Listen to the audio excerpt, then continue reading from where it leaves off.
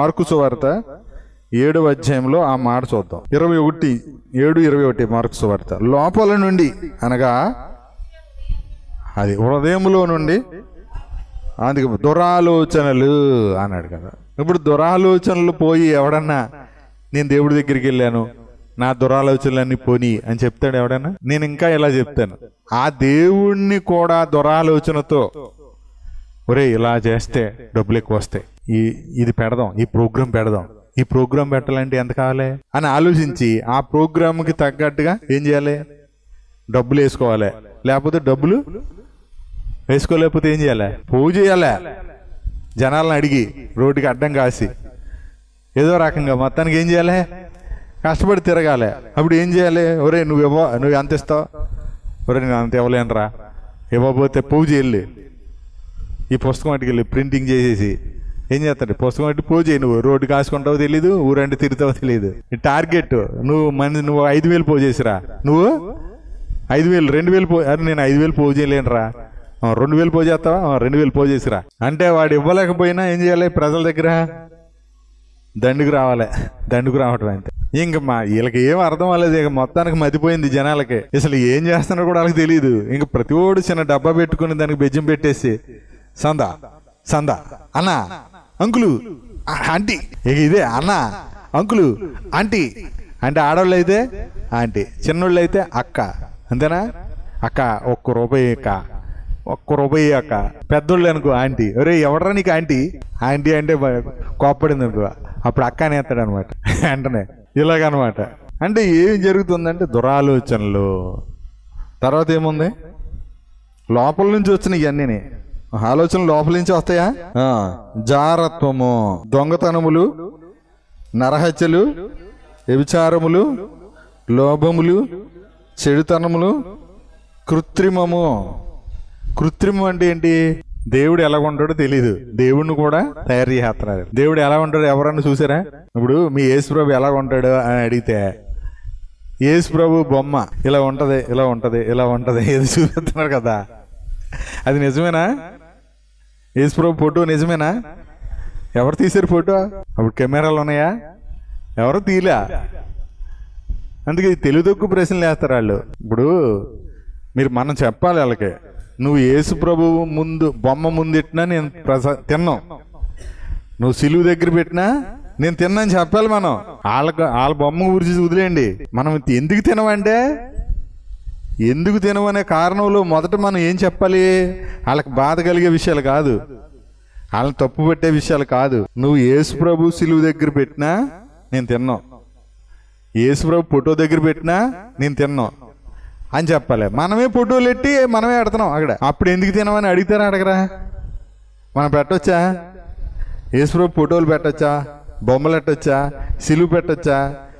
పెడితే పెట్టు, కానీ అక్కడి వరకు గుర్తుకు అంతే, అలా గోడ మీద ఉంటుంది అంతే. కానీ పూజించవచ్చా?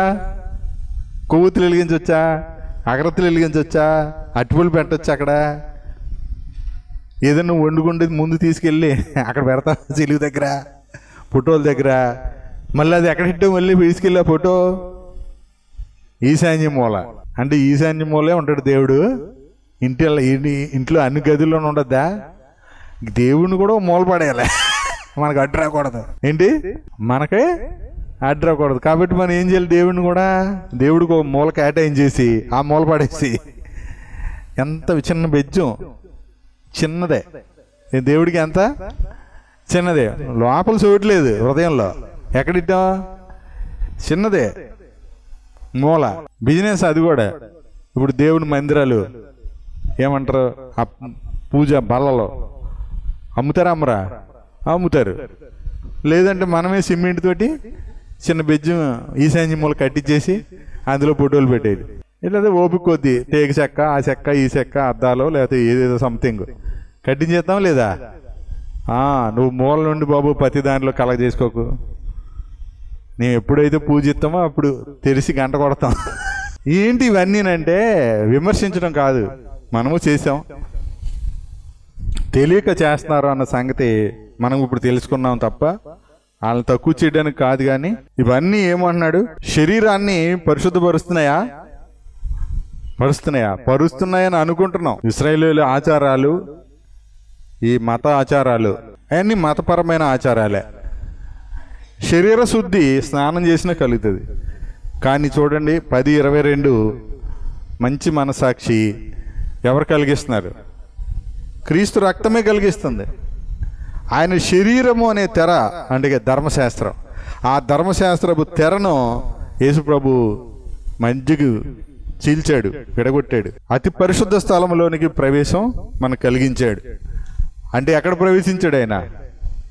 ఈ లోకపు గుడారంలో కాదు, ఎక్కడికి? పరలోకంలో మన కొరకు ప్రవేశించాడు. ఇవన్నీ చూస్తే లిస్ట్ ఎంత భయంకరంగా ఉంది. లోపల మనుషుల హృదయంలోంచి వచ్చి లిస్ట్ ఎలాగ ఉంది? దురాలోచనలు, జారత్వము, వ్యభిచారము, దొంగతనము, కృత్రిమము, కామ వికారం అంట. ఇవన్నీ లోపల నుంచి వచ్చి మనిషిని ఏం చేస్తున్నాయి? నిజంగా అపవిత్రపరిచేవి. ఇంకా చెప్తున్నాను, ఇప్పుడు అవి పూజారులు కూడా, ప్రధాన యాజకులను కూడా ఏం చేస్తాయి? పూజారులు అంటే మమ్మల్ని అంటున్నాడు అనుకుంటారు వాళ్ళు. ప్రధాన యాజకుడిని అయినా ఆ ప్రధాన యాజకుడి హృదయంలోంచి కూడా ఏమొస్తున్నాయి? అయ్యో వస్తున్నాయి, యేసు ప్రభుల నుంచి వస్తాయి అవి. అందుకని ఆ ప్రధాన యాజకుడు ఏం చేసేవాడు? తన కొరకు, ప్రజల అజ్ఞాన కృతముల కొరకు అర్పణ అర్పించేవాడు. అర్పించేటువంటి వాడికి కానీ, మధ్యలో ఉన్న మధ్యవర్తి అయిన ప్రధాన యాజకుడికి మంచి మనసాక్షి వచ్చిందా? సంపూర్ణ స్థితి కలిగిందా? కలగలేదు అని చెప్తున్నాడు. అందుకని ఇప్పుడు మళ్ళీ ఓ మాట చదువుకుని మనం ఆగుదాం. చూడండి 11వ వచనం, 9:11, హెబ్రీ 9:11. అయితే క్రీస్తు రాబోవుచున్న మేలుల విషయమై ప్రధాన యాజకుడిగా వచ్చి అది తానే నిత్యమైన విమోచన సంపాదించి అన్నాడు. ఏం సంపాదించాడు?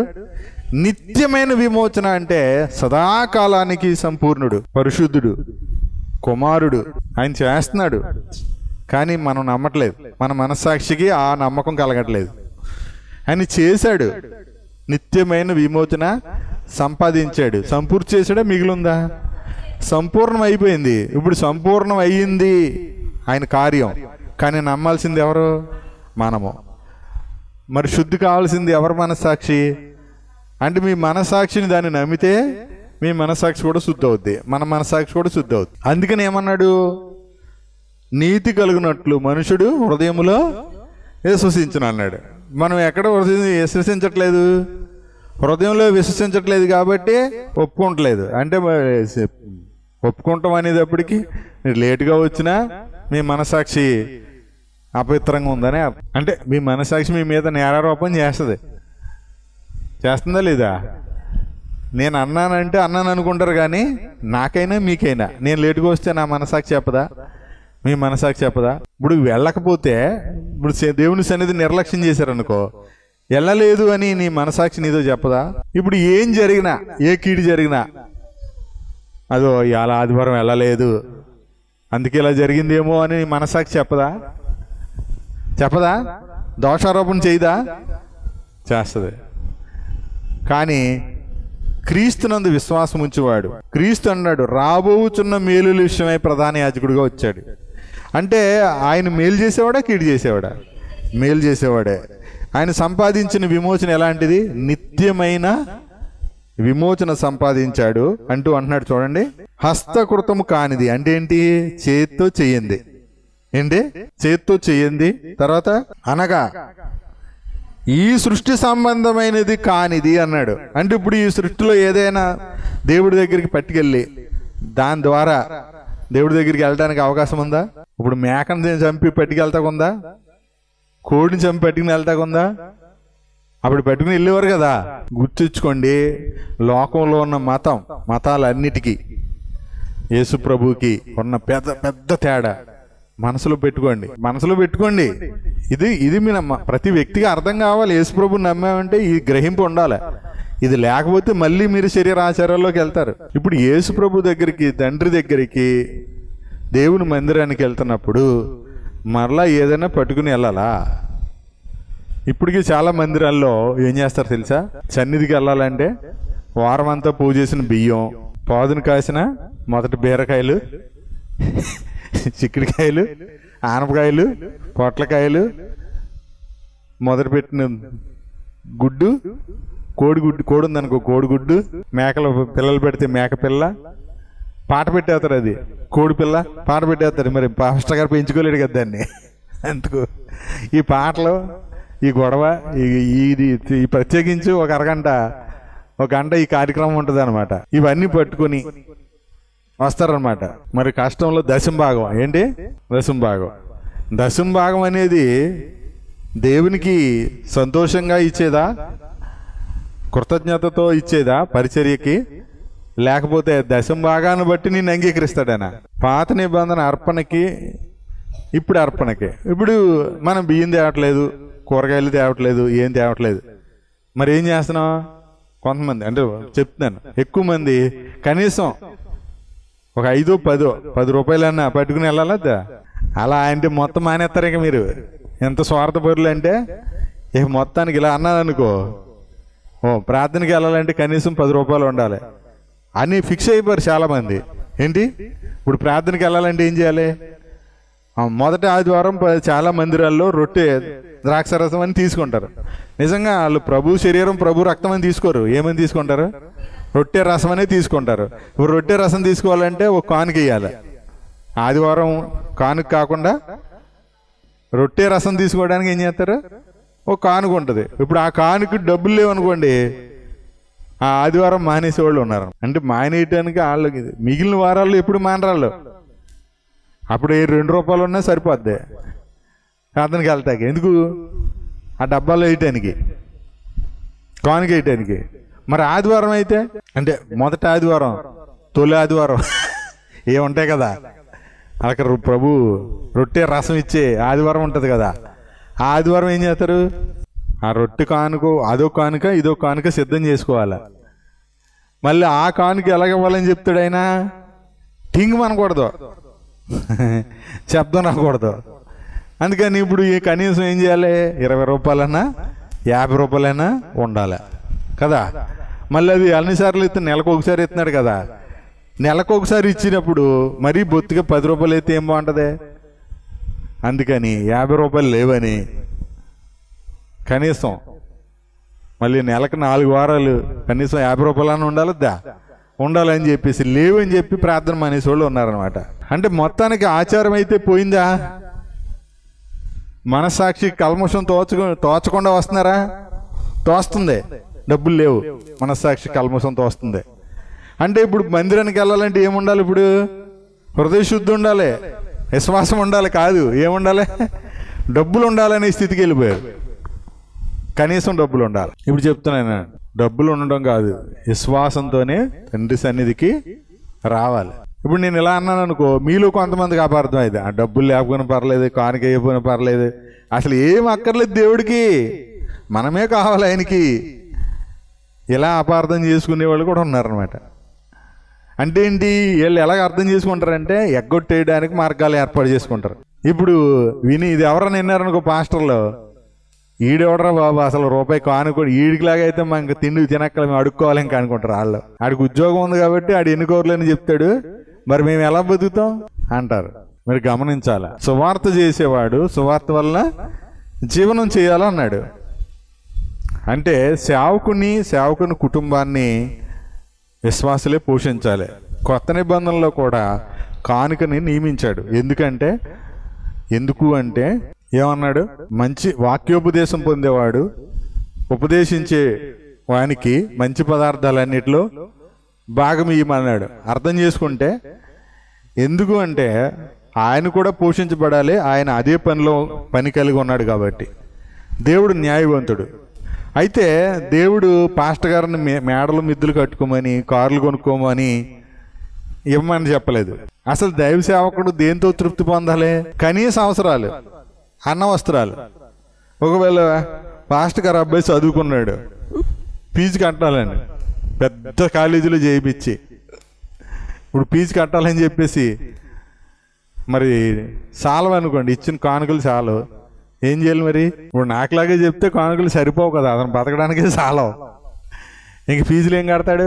నిజమైన నమ్మకమైన సేవకులు గవర్నమెంట్ స్కూల్లోనే చదివిస్తారనమాట. ఒకవేళ అలాగే ఏదైనా తప్పనిసరి కట్టాల్సి వస్తే సంఘమే సహకరించాలి, సంఘానికే చెప్పుకోవాలి. మా అబ్బాయికి ఫీజు కట్టాలి, ఇది పరిస్థితి, ఇప్పుడు వరకు గవర్నమెంట్ స్కూల్ని చదివించాను, ఇప్పుడు ఇలాగ చదవాతే తనకి భవిష్యత్తు బాగుంటుంది అని చెప్పేసి సంఘాన్ని కోరాలి.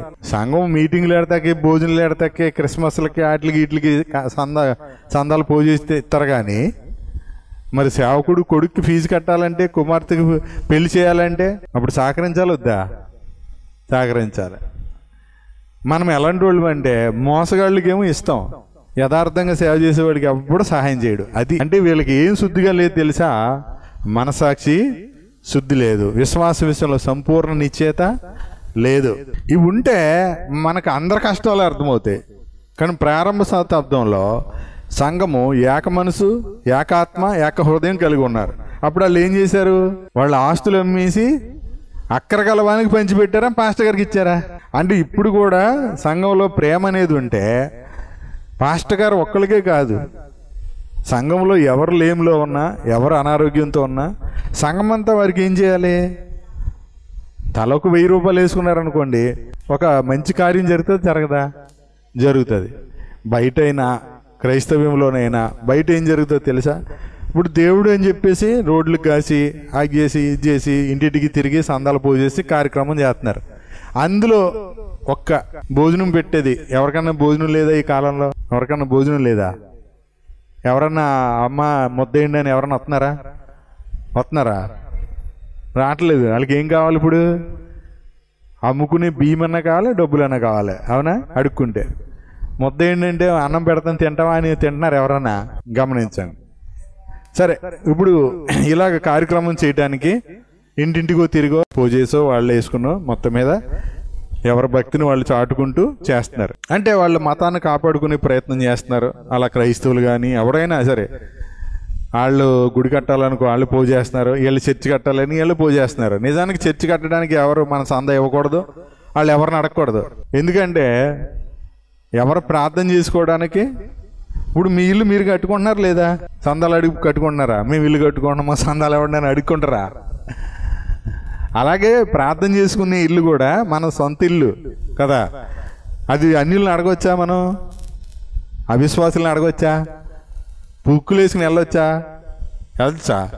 వెళ్ళకూడదు. ఎవరిని అడగకూడదు. నువ్వు ఉంటే ఇవ్వి, నువ్వు వరిదిల్ని కొలది ఇవ్వి. నీకు లేకపోతే ఏం చేయాలి?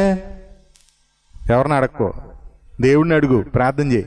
నీకు పైన ఆకాశం ఉంది, కింద భూమి ఉంది, ఇంకా చెట్లు ఉన్నాయి నీడకే. ఈ చెట్టు కింద ఆరాధన చేసుకో, చేత కాకపోతే, విశ్వాసం లేకపోతే. అంతేగాని అన్యుల్ని చేయి చాచి మేము చర్చి కట్టుకుంటున్నాం సందాలు ఇవ్వమని మాత్రం ఎవరిని అడగకూడదు. ఎవరైనా అలా వచ్చినా మీరు రూపాయి ఇవ్వద్దు. వీళ్ళు చేసి ఈ తప్పు ఎక్కడికి వెళ్తాం తెలుసా? మళ్ళీ చెప్తాను, వీళ్ళు చేసి ఈ తప్పు ఎక్కడికి వెళ్తాం తెలుసా? మీ చర్చిలు కట్టుకున్నప్పుడు మేము సందా ఇస్తున్నాం కదా, ఇప్పుడు మా గుడి కడుతున్నాం మీరు ఇవ్వండి అని అడుగుతున్నారు. ఇస్తారా? అప్పుడు మాత్రం ఎగ్గొడతాక మేము యేసుప్రభుని నమ్ముకున్నాం, మేము చర్చికి వెళ్తాం, మేము ఇవ్వం. పొలు రాలగొట్టేయాలి ఇలాంటి వాళ్ళని. అంటే మనం అడుక్కుంటే వాళ్ళు ఎందుకు ఇవ్వాలి? వాళ్ళు అడిగినప్పుడు ఇస్తేనే కదా మనం అడుక్కోవాలి. అంటే నువ్వు అడుక్కున్నావు అంటే అర్థం ఏంటి? నీ దేవుడు చేతకన్నాడు, అంతేనా? బలహీనుడు, ఇవ్వలేనోడు. మళ్ళీ అంటారు యేసుప్రభుని నమ్ముకుంటే ఆశీర్వాదం, దీవెనలు, ఆకాశ వాకిండ్లు, ఇవన్నీ సోదుకోరులని చెప్తారు. ఎవరు చెప్తున్నారు ఇలాగా? ఈ బలహీనమైన మనసాక్షి కలిగినటువంటి సేవకులు కానీ విశ్వాసులు కానీ. వీళ్ళకి ఏం కలగలేదు? విశ్వాస విషయంలో సంపూర్ణ నిశ్చయత లేదు, యథార్థమైన హృదయము లేదు. వెళ్తున్నారు, ఎందుకు వెళ్తున్నారో ఎందుకు వస్తున్నారో అలవాటు అయిపోయింది, ప్రార్థన అలవాటు అయిపోయింది. అంటే మేము ఇప్పుడప్పుడే సావం, మా పిల్లలు ఇప్పుడప్పుడే సావరు, మేము ఇంకా చాలా కాలం బతుకుతాం, మాకు ఇప్పుడే అర్జెంటుగా ఏమి యేసుప్రభుని నమ్మేసుకోవాలా, నమ్మకపోతే ఏమైంది? ఈ వారం కాకపోతే వచ్చే వారం, వచ్చింది కాకపోతే పై వారం, వచ్చే సంవత్సరం, ఈ లెక్కలు వేసుకుని ఇలా ఏడిచాం మన బతుకులు. ఇదేం మనసాక్షి చెప్పండి? రేపు ఏమి సంభవించునో మీకు తెలీదు, తెలుతుందా? మరి తెలియదు అని చెప్పి మరి ఆలోచించింది ఇది ఈరోజు జీవించమంటున్నాడు. ఈరోజు ఏం జీవిస్తున్నారు? రేపుడు వాయిదా వేసి ఈరోజు బతుకుతున్నారు. నిన్న జరిగిపోయిందని తెలుసుకుని ఈరోజు ఏడుతున్నారు. రెండు ఇంతే, ప్రతిరోజు ఇంతే. గతంలో జరిగిపోయింది అది గుర్తు చేసుకుని ఈరోజు ఏడుస్తాం, చింతించటం. రేపు చేద్దామని ఇవాళ చేయాల్సిందేమో రేపు చేద్దాం, ఎల్లుండి చేద్దామని వాయిదా వేసుకుని ఈరోజు పాడు చేసేసుకోవడం. ఇది జ్ఞానమా అజ్ఞానం అని చెప్పాడు బైబిల్లో? అజ్ఞానం అని చెప్పాడు. ఈరోజు సందేశం ఈరోజే, రేపొద్దున కుదురుద్దా? ఈరోజు వర్తమానం ఈరోజే, ఈరోజు భోజనం ఈరోజే. ఈరోజు ఆదివారం చికెన్ వండుకున్నారు, రేపు కూడా వండేసుకుంటారా? ఎల్లుండి కూడా వండేసుకుంటారా? అసలు వండుకుంటే తింటాకుంటారా ఉండరా? తెలుసా? తెలీదు. మరి ఏది వర్తమానం? ఏది? భోజనం మానరు, వర్తమానం మానేస్తారు. భోజనం మానేశారు ఎవరన్నా? మానరు. అడిగితే ఇప్పుడు మళ్ళీ చెప్పేస్తారు ఏమని? మనుషుడు రొట్టె వల్ల మాత్రం కాదు, దేవుని నోట నుండి వచ్చు ప్రతి మాట వల్ల బ్రతుకుతాడు. అలా అంటున్నప్పుడు మీ మనసాక్షి మీ మీద నేరారోపణ చేయట్లేదా? చేయట్లేదా? చేస్తుంది. దయచేసి బాగా ఆలోచన చేయండి. ప్రభువుని జ్ఞాపకం చేసుకుంటున్నప్పుడు ఆయన యందు నేనేమై ఉన్నాను, ఆయన నా కొరకు ఏం చేశాడు, ఆ చేసిన ఆ పుణ్యం నేను నమ్మితే నాలో ఏం జరిగింది, ఏం జరుగుతుంది? మనస్సాక్షి శుద్ధి అన్నాడు, హృదయ శుద్ధి అన్నాడు, మనసు శుద్ధి అంటున్నాడు, శరీర శుద్ధి అంటున్నాడు. హృదయ శుద్ధి అంటే ఆత్మశుద్ధి అవుతుంది, శరీర శుద్ధి అవుతుంది, తర్వాత మనస్సాక్షి శుద్ధి కూడా అవుతుంది. ఈ మూడు జరిగితేనే మనం సంపూర్ణంగా దేవునితో ధైర్యంగా సహవాసం చేస్తాం. దేవుణ్ణి ఏదైనా అడగడానికి మనకు ధైర్యం కలుగుతుంది. ఈ మూడు శుద్ధి అయిన వాడే నీతిమంతుడు. ఆ నీతిమంతుని ప్రార్థన ఎలా ఉంటుంది అన్నాడు? బహు బలము గలదై ఉంటుంది. ఇప్పుడు మనం ఏ మనసాక్షి కలిగి ఉండాలి? యేసు ప్రభు నమ్ముకున్నవాడు ఏ మనసాక్షి కలిగి ఉండాలి? నీతిమంతుడిని అనే మనసాక్ష, పాపిని అనే మనసాక్ష? నీతిమంతుడనే కదా. ఆ నీతి ఎలా ఎలా ఎలా వచ్చింది? మన క్రియలు, మన ఆచారాలు, మన స్నానాలు పానాల వల్ల, మనం అబద్ధం ఆడనందువల్ల, మనం తప్పు చేయనందువల్ల, ఇతరులను తిట్టలేనందువల్ల వచ్చిందా నీతి? ఎలా వచ్చింది? ప్రభుని, యేసు ప్రభుని విశ్వసించడం ద్వారా ఏం కలిగింది? నీతి కలిగింది. విశ్వాసం ద్వారా నీతిమంతులమయ్యామనే గ్రహింపు లేకపోతే మరలా మనము క్రియల ద్వారా నీతిమంతుడు అవడానికి ప్రయత్నం చేస్తూ ఉంటాం. ఆ ప్రయత్నంలోనే పాపజ్ఞప్తి గల మనసాక్షి వస్తుంది. అందుకని పౌలు ఏం చెప్పాడంటే, పౌలు మనసాక్షి గురించి చెప్తూ ఆ మాట ఒక్కటి చూస్తాను. రోమిలకు రాసిన పత్రిక 9వ అధ్యాయం, 9వ అధ్యాయము 2వ వచనం నుంచి చదువుదాం చూడండి, లేకపోతే మొదటి నుంచి చదువుదాం. నాకు బహు దుఃఖమును నా హృదయములో మానని వేదనయు కలవు. ఈయన నీతిమంతుడేనా కాదా? పౌలు నీతిమంతుడే కాదా? నీతిమంతుడే. కానీ ఎందుకు దుఃఖం ఉంది, ఎందుకు మానని వేదన ఉంది అంటే, క్రీస్తునందు నిజమే చెప్పుతున్నాను, అబద్ధం ఆడుట్లేదు అన్నాడు. అంటే ఇప్పుడు చెప్పేది నిజమా అబద్ధమా? ఏంటంట ఆయన చెప్పేది? ఆయన చెప్తున్నాడు.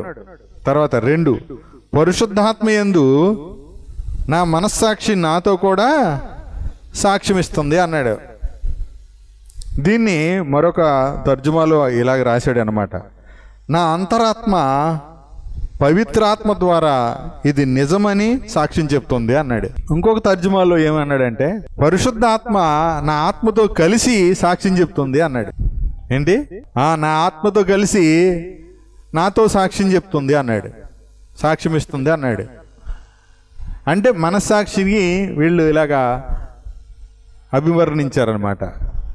ఇప్పుడు పౌలు మన అసలు చదివే బైబిల్లో, ఎప్పుడు చదివే బైబిల్లో పరిశుద్ధాత్మ నా మనస్సాక్షి, పరిశుద్ధాత్మ యందు నా మనస్సాక్షి నాతో కూడా సాక్ష్యం ఇచ్చున్నది. ఏమని? సాధ్యమైన ఎడల దేహ సంబంధులైన నా సహోదరుల కొరకు నేను క్రీస్తు నుండి వేరే శాపగ్రస్తుడినై ఉండకూడదును అన్నాడు. ఈయనకున్న వేదన ఏంటి చెప్పండి? ఇప్పుడు ఈయన హృదయంలో దుఃఖం ఉంది, బహు దుఃఖం ఉంది అంటాడు, మానని వేదన ఉంది అన్నాడు. ఏంటి ఆ దుఃఖం, ఆ వేదన ఏంటి చెప్పండి? అది మనకు లేనిది పౌలు గారికి ఉన్నది అదే. ఏంటి? పౌలు గారికి ఉన్నది ఏంటి, మనకు లేనిది ఏంటి? పౌలు గొప్పోడు కాబట్టి ఆయనకు ఉన్నాయంటారా? మనకి దుఃఖం ఉందా? మానని వేదన ఉందా? అప్పులుంటే ఉంటుంది మనకి, అది కూడా పెద్ద పట్టించుకోం. ఎందుకంటే ఇప్పుడు వడ్డీ కట్టేసాం అనుకో, మళ్ళీ నెల దాకా టెన్షన్ లేదు మనకి. ఇలాంటి చిన్న చిన్నవి మనకు ఉండేవి. కానీ మన రక్త సంబంధులు, మన దేహ సంబంధం యేసు ప్రభువుని తెలుసుకోవాలి అనే దుఃఖం కానీ మానని వేదన అన్నాడు. చివరికి ఆయన ఎంత ఎలాంటి మనసాక్షి కలిగి ఉన్నాడు, అతను అంతరాత్మ అతనితో ఏమని చెప్తుందంటే, వాళ్ళ రక్షణ పొందడం కోసం నేను క్రీస్తు నుండి వేరే శాపగ్రస్తుడు అయిపోయినా పర్లేదు అన్నాడు. అంటే యేసుక్రీస్తులాగా తను బలైపోవడానికి కూడా, తను చచ్చిపోవడానికి కూడా ఇష్టపడుతున్నాడు అనమాట. ఇప్పుడు మనల్ని బ్రతికించడానికి యేసుప్రభు చచ్చిపోడు కదా, మనకు జీవం అవ్వడానికి. అలాగూ నా దేహ సంబంధులు, నా రక్త సంబంధులు, నా దేహ సంబంధులు వాళ్ళు రక్షణ పొందడం కోసం నేను క్రీస్తు నుండి వేరైపోయి శాపగ్రస్తుడిని అయిపోయినా పర్వాలేదు అంటున్నాడు. పౌలు అనుభవం సంగతి అట్టించండి. మనకు అది లేదు ఇది లేదు, ఉత్తినే క్రీస్తు నుండి వేరే అయిపోయి శాపగ్రస్తులం అయిపోతాం. ఎలాగా? వాళ్ళ రక్షణ పొందాలని ఉండదు కదా. ఏమన్నాడు? ఇశ్రాయేలీయులు చూడండి, నా దేహ సంబంధులు ఆయన నా సహోదరుల కొరకు సాధ్యమైన ఎడల అన్నాడా లేదా? సాధ్యమైన ఎడల దేహ సంబంధులైన నా సహోదరుల కొరకు క్రీస్తు నుండి వేరై శాపగ్రస్తుడినై ఉండకూడదును. ఇంకొక మాట చూద్దాం, 10వ అధ్యాయం 1వ వచనం చూడండి. సహోదరులారా, ఇశ్రాయేలు రక్షణ పొందవల్లని నా హృదయాభిలాష వారి విషయమై నేను దేవునికి చేయు ప్రార్థనయై ఉన్నవి. హృదయాభిలాష, హృదయములో దుఃఖము మానని వేదన, దేహ సంబంధుల కొరకు అంటే మన కుటుంబీకులు, మన రక్త సంబంధుల కొరకు క్రీస్తు నుండి వేరే శాపగ్రస్తుడినై ఉండకూడదునంటే మనము వాళ్ళు ఫంక్షన్ చెప్తే చాలు క్రీస్తు నుండి వేరే శాపగ్రస్తులం అయిపోతాం, అవడానికి రెడీ అయిపోతాం. సరే, అక్కడ బట్టి ఉంచితే అది ఒక మ్యాటర్ పక్కన పెడితే, ఇంకా దౌర్భాగ్యమైన విషయం ఏంటంటే వాళ్ళ ఆచారాలు మనం చేయడానికి క్రీస్తు నుండి వేరైపోయి శాపగ్రస్తులమై అవడానికి సిద్ధమవుతున్నాం. అంటే ఏంటి? వాళ్ళకి రక్షణలోకి నడిపించడం కాదు, వాళ్ళ రక్షణ పొందాలని హృదయాభిలాష కాదు మందే. ఇప్పుడు వాళ్ళు వచ్చి ఈ ఫంక్షన్ చేస్తావా చేయవా నువ్వు అన్నారు అనుకో, మనం ఏం చేస్తాం?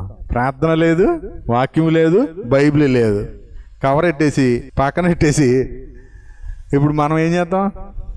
ఆ ఫంక్షన్ చేయడానికి రెడీ అయిపోతాం అంతే. ఒకవేళ ఏమనుకుంటామంటే ఇది అయిపోయిన తర్వాత అప్పుడు చూడొచ్చులే ప్రార్థన, అంతే.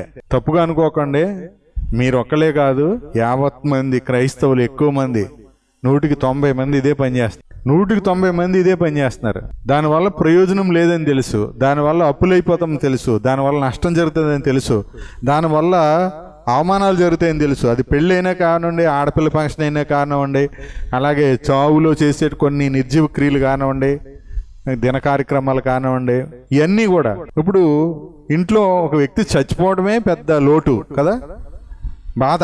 చచ్చిపోయాడని, నష్టపోయాడని ఏడుతుంటే, ఇంకా లేడు రాడని ఏడుతుంటే, ఇప్పుడు వీళ్ళు ఏం చేస్తున్నారు? వాళ్ళు భోజనాలు పెట్టుకుంటున్నారు, డబ్బాలు ఎత్తున్నారు. కాబట్టి మనం కూడా ఏం చేయాలి?